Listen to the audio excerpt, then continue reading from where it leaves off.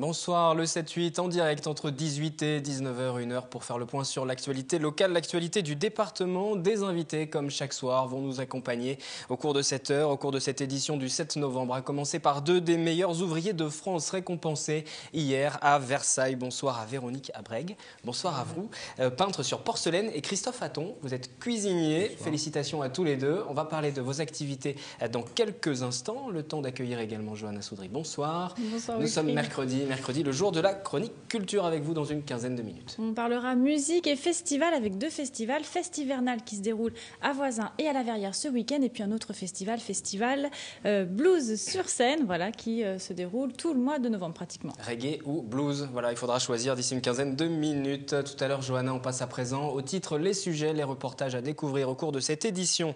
Une manifestation plutôt originale dans les rues de Versailles. L'association s'appelle L214. Elle milite contre la vente de issus de poules élevées en batterie. L'association a déjà collecté 25 000 signatures. Un concours difficile qui se prépare en 3 ans et un titre prestigieux, celui de MOF, autrement dit meilleur ouvrier de France.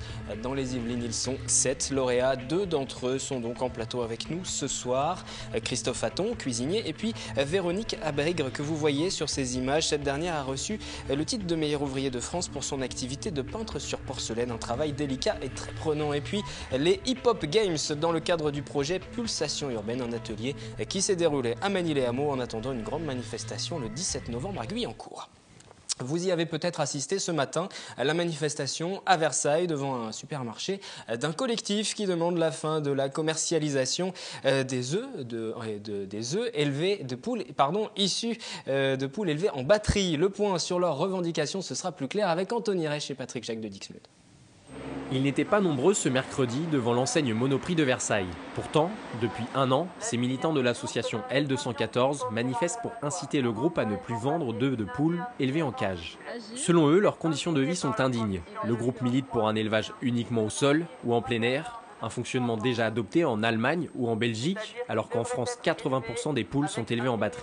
C'est pas juste une volonté d'une association de protection animale isolée, mais que leur clientèle est d'accord avec cette démarche, refuse elle aussi les œufs de poules élevés en cage. Je trouve que ce sont des conditions ignobles de vie pour les poules et que vraiment dans une société évoluée, on ne devrait pas accepter ce type de production du tout. C'est vraiment le minimum qu'on pourrait accorder aux animaux, quoi. La pétition lancée par l'association L214 a déjà réuni plus de 25 000 signatures.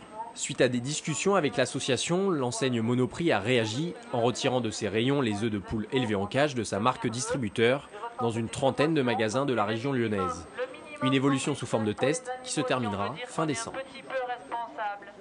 L'autre information du jour dans les Yvelines, c'est cet arrêt de l'équipe nocturne qui travaille sur la 208 à Poissy. Peugeot subit la crise et devant un marché européen au point mort, a décidé qu'à compter du 3 décembre, il n'y aurait plus de travail de nuit dans son usine sur ce modèle. Le nombre d'intérimaires va également être réduit, passé de 1400 à cet été dernier à 150 en janvier. Du côté des syndicats, on regrette notamment de voir la production de la 208 partir en Slovaquie.